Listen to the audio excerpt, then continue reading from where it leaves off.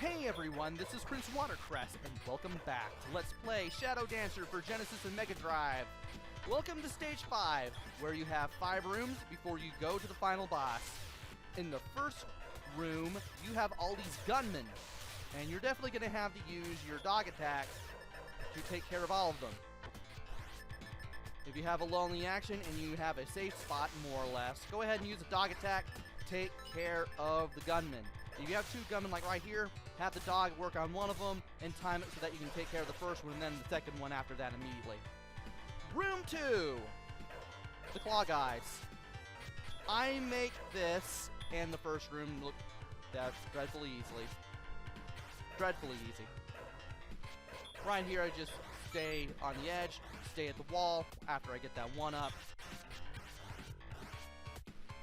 Lead to the left right there, at that step, take care of him, take care of the last guy, room 3.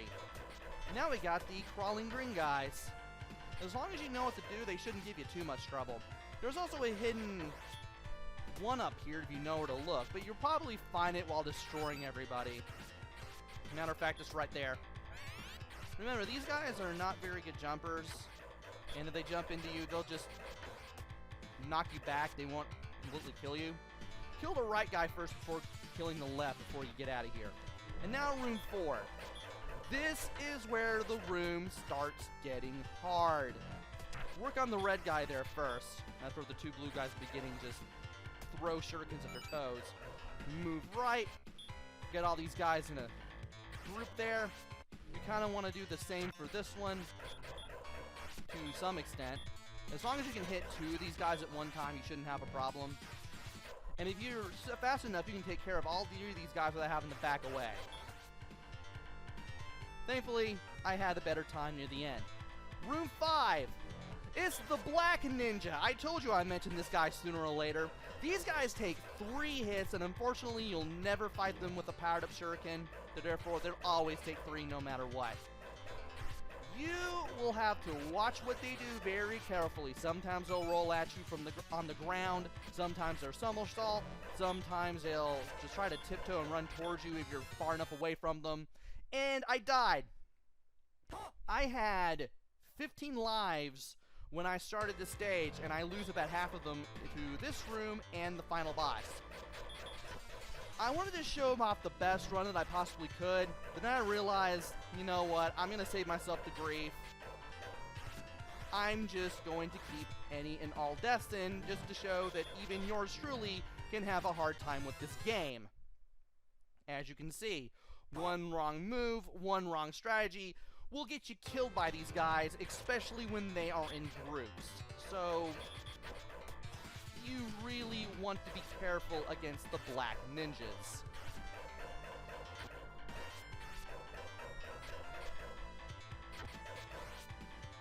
Now to see if I can get back to where I need to be. And apparently I can. Just after taking care of these guys. Now I could have used the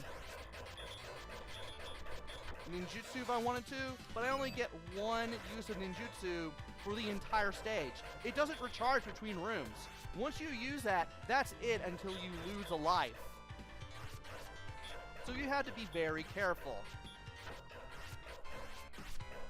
And just watch what you're doing, especially in room 5. And now it's time for the final boss.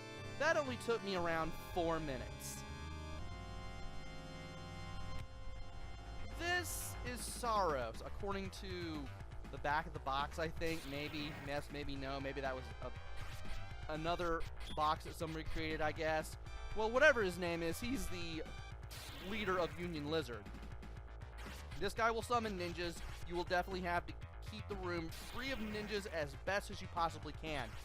You can get in close to these guys and knock them so far to the left, to the side of the screen, that they end up being off-screened. But even that can be a bit of a crapshoot, because you may get hit trying to hit these guys with your sword just because they're rolling at you. That's why I pretty much don't do this, more or less, after the first salvo of ninjas.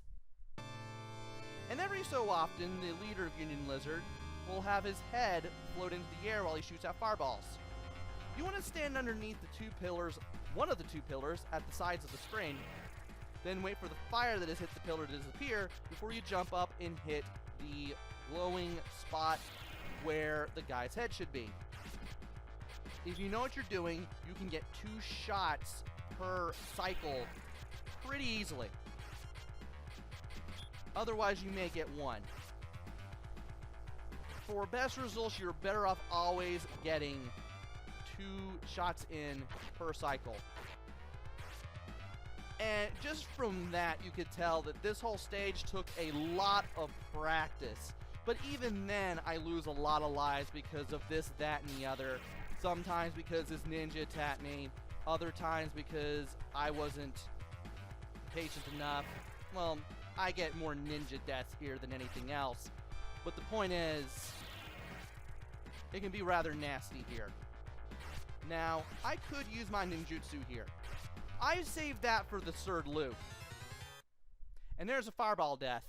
I did not see the fireball coming, or rather, I forgot the fireball was coming, and I ran into it. Even if it's on the ground or on top of a pillar, as you probably guessed from my speech earlier in the video, even if the fire is just standing there, it will still hurt you and cost you a life. And sometimes I can off-screen these guys, sometimes I can't. And sometimes I get hit by the roll attack, sometimes I don't. Again, it feels very random what happens when I try to off-screen any black ninjas that I can. You can easily do it during the first cycle, assuming you're striking fast enough and you happen to strike it lucky. But after the first cycle, once you hit the second one, I wouldn't recommend doing it. I'd rather just tangle with the black ninjas normally, because I know I'm going to have a hard time. Because that guy right there tried to roll towards me, and again.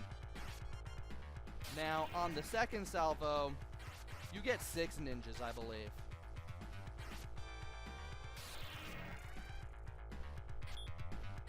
And you want to make sure that you take care of these enemies as well as you can. If you can have at least 1 or 2 ninjas far away, it'll work. Now, I'm pretty sure this is one of my failed runs because I thought I'd have it here, but then I get hit again. Just like that. I thought I was going to be able to hit him with the sword. He somersaulted again, much to my surprise. Now, thankfully, any rooms you clear when you die, you don't have to redo. So if you die at room 4, you start room 4 over. If you die at room 5, you get to start room 5 all over. If you die at the final boss, you get to fight the final boss from the very beginning all over again.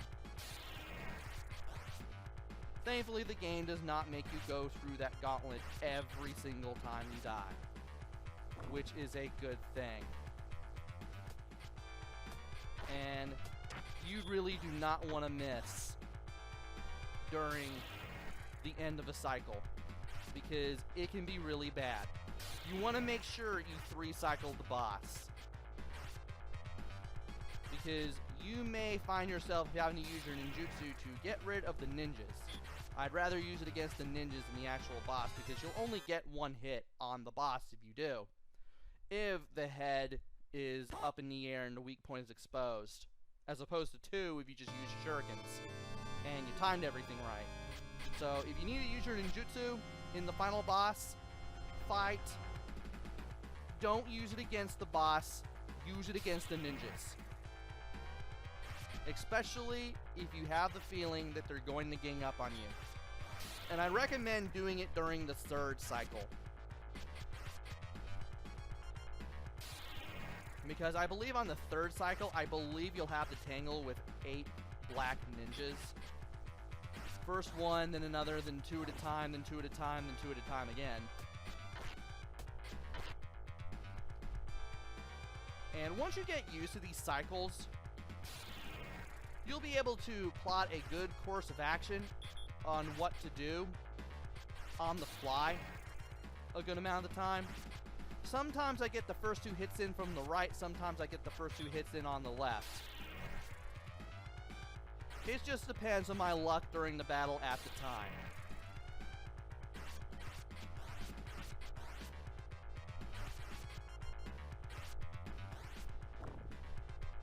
And there we go. 2 more hits. I don't know if this is the one that's going to do it. I think this is going to be the one that will do it. I think this is the winning run.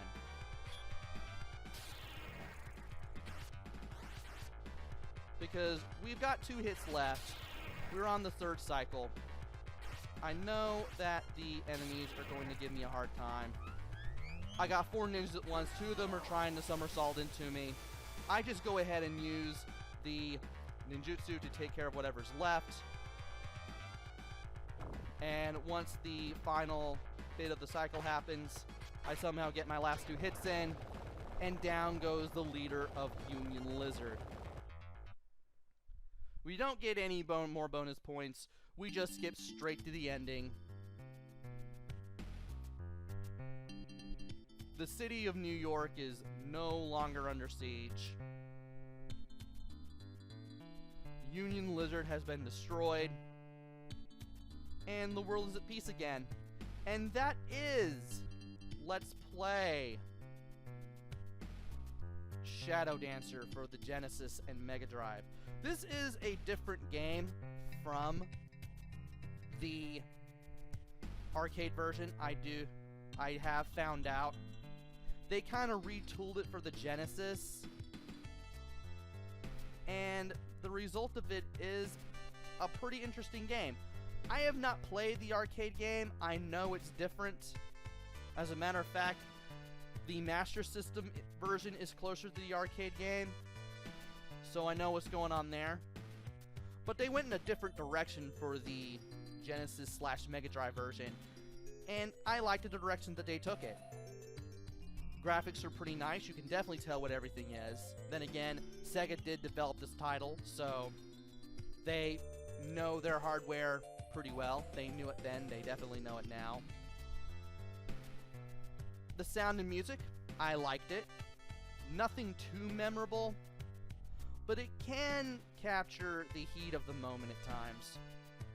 Sometimes. I especially like the music that you hear in the final stage, which also plays on the lift up to the top of the Statue of Liberty. That was pretty cool. Control is really nothing to complain about. If you've played Shinobi or Rolling Thunder, you know what to expect here. Control is pretty tight for that type of 2D side-scroller. And once you play this game, you'll probably want to play this a couple more times. There are 3 difficulty levels, and when you come out of the credits by pressing start, the Secret of Shinobi logo will be blue. The sky will be purple instead of orange, and the title will say Shadow Dancer 2 instead of Shadow Dancer. This is assuming you've beaten the game on level 1 like I have in this Let's Play. If you set the game to level 2, you'll just go back to the Shadow Dancer 2 title screen when you come out of the options menu, and if you set it to level 3, you'll get Shadow Dancer 3. Shadow Dancer 3 Shinobi logo and title screen are not any different from that of level 2. So there is that. I didn't really notice this until after I cut off the recording, or at least the audiovisual part of it, so I don't get to show it off, but I might as well go ahead and mention it. I do mention that there is a nice touch, and the game recognizes that you want to play on a higher difficulty level. Will I ever do it? I don't know. I kind of had enough trouble going through level 1. But if I can somehow get myself to play level 2 or level 3, I may play it for the channel. Who knows? So, is this game worth it? Kinda. This side-scroller may not be everybody's cup of tea, But I had fun with it. I'm more used to jump on everything as Mario or shoot everything as some video game character. I like more fast-paced 2D platformers that aren't Sonic. But even though I've played Sonic, what was it? Sonic Chaos. I still had some fun with it. I had to get used to had to get used a little bit to how to do everything, but I was able to get through it. And I felt a little rewarded beating this game. So, you may be able to find it for not a whole lot of money. Be sure to pick it up again if you can. Give it a shot. But that is it for Let's Play Shadow Dancer for Genesis and Mega Drive. Hopefully I will be back with another game. Maybe it'll be good, maybe it'll be bad, maybe it'll be somewhere in between. Who knows? Until then, this is PrinceWatercress. Take care, stay safe, thanks for watching, and see you guys later!